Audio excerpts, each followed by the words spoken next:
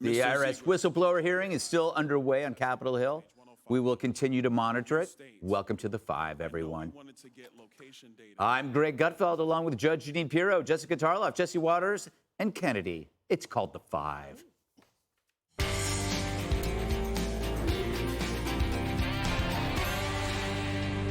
The Hunter headache getting worse for the White House. A second IRS whistleblower coming forward and testifying before Congress right now. Joseph Ziegler revealing his identity for the first time and confirming that the Biden DOJ cooked the books in the Hunter tax probe, stonewalling steps that may have led to President Biden. It appeared to me, based on what I experienced, that the U.S. attorney in Delaware in our investigation was constantly hamstrung, limited, and marginalized by DOJ officials as well as other U.S. attorneys.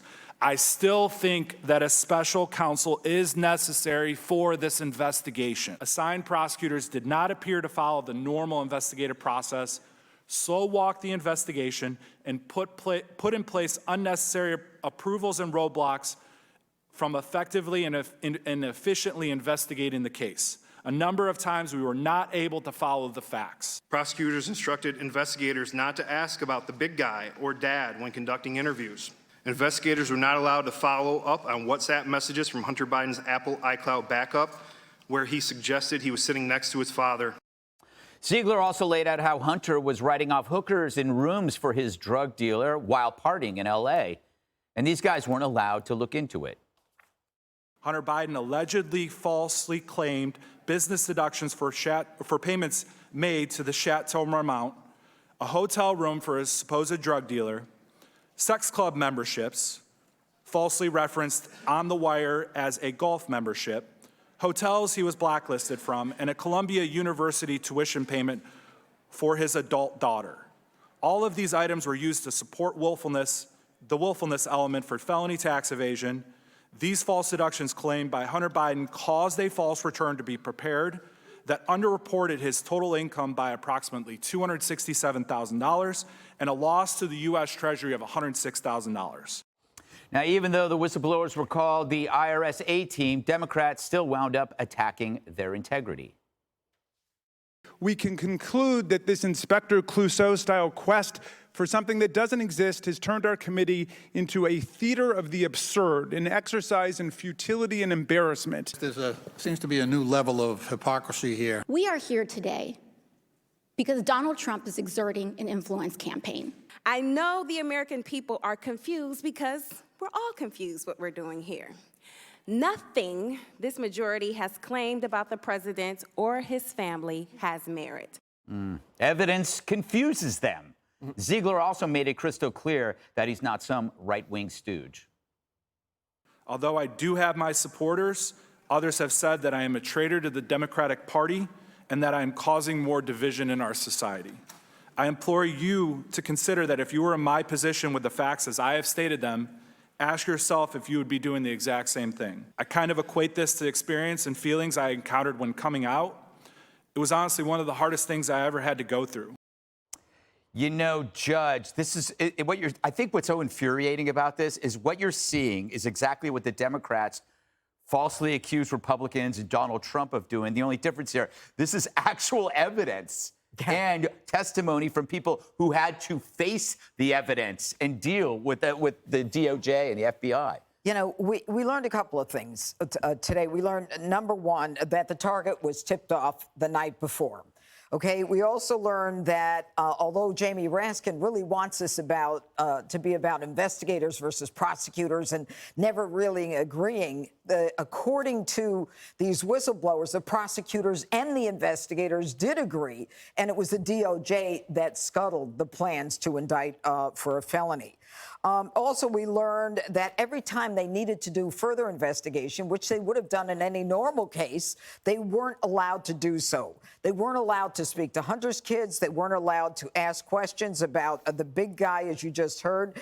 And it was all about roadblocks and slow walking. But I want to commend these whistleblowers. First of all, these whistleblowers have nothing to gain and everything to lose. But they brought their A game.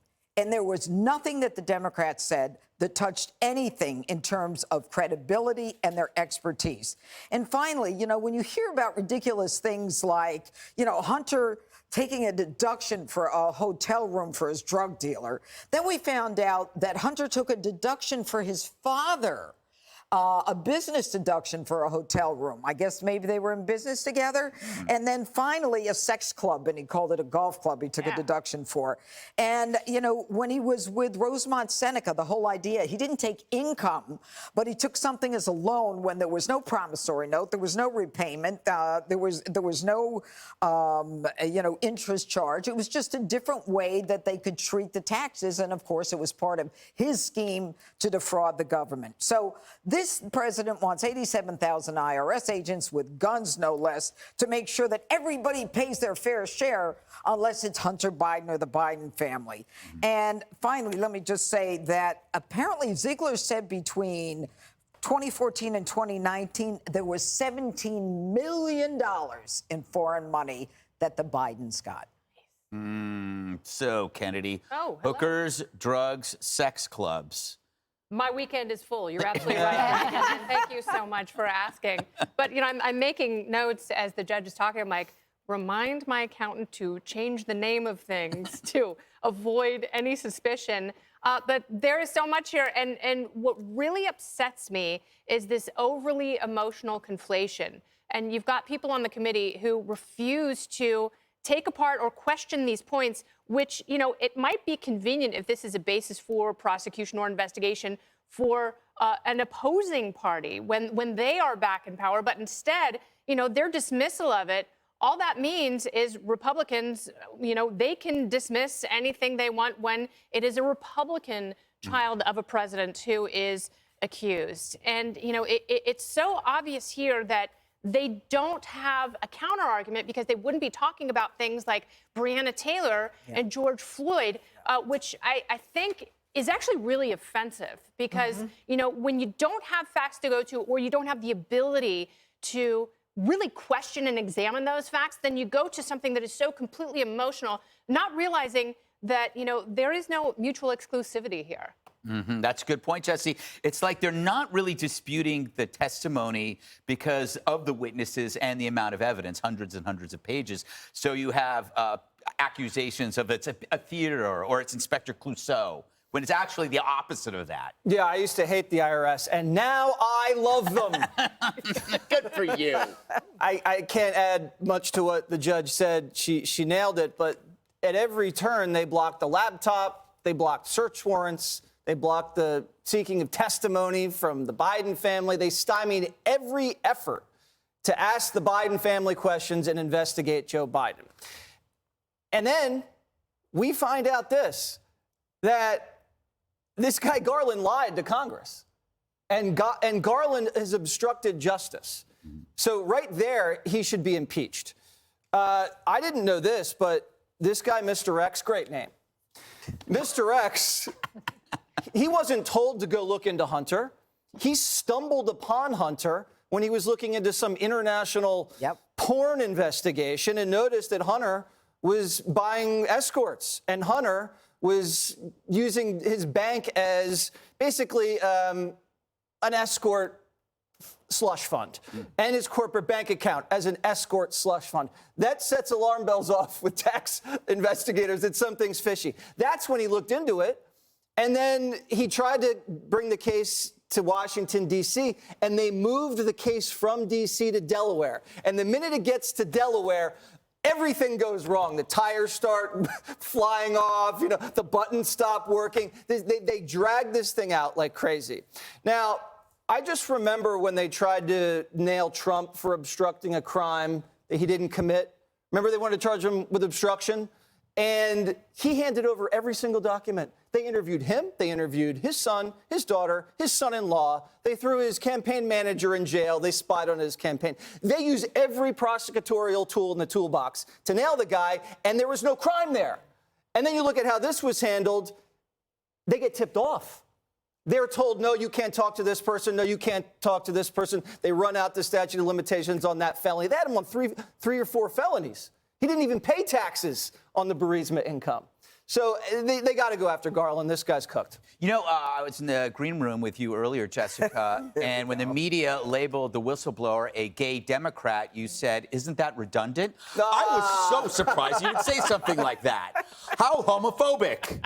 But, you know, they are impugning him now because he accurately predicted that now he's going to be the odd man out. I'm not sure. It seemed like they were just questioning him about his testimony they did behind closed doors and what came out today. And I hate to disagree with that's a lie. I love to disagree with the table. But there was a lot of new information elicited out of this. So Ro Khanna, when he was questioning Gary Shapley, got him to admit that the, quote, vast majority of cases like Hunter's that go before the tax council, they decide not to charge. He also got Gary Shapley to admit that he never said that Merrick Garland lied to Congress. So that's a right-wing talking point. There's always a timeline problem, and this happened with the Twitter files, too, where I heard all about that pesky Biden administration that wanted to censor everyone, and then it turned out that the dates didn't align and that it was the Trump administration. So Ziegler's testimony, and there are mainstream news outlets that are posting snippets of his testimony, not admitting the fact that the IRS investigators, when they were talking to appointees in the DOJ about going forward, were Trump appointees. It was Bill Barr. David Weiss, also a Trump appointee. It's true. He said that he was someone who shared his vision for making America safe again. So he was blocked from bringing felony charges in two separate he wasn't, districts. and he sent another letter saying that wasn't the case. That's not true.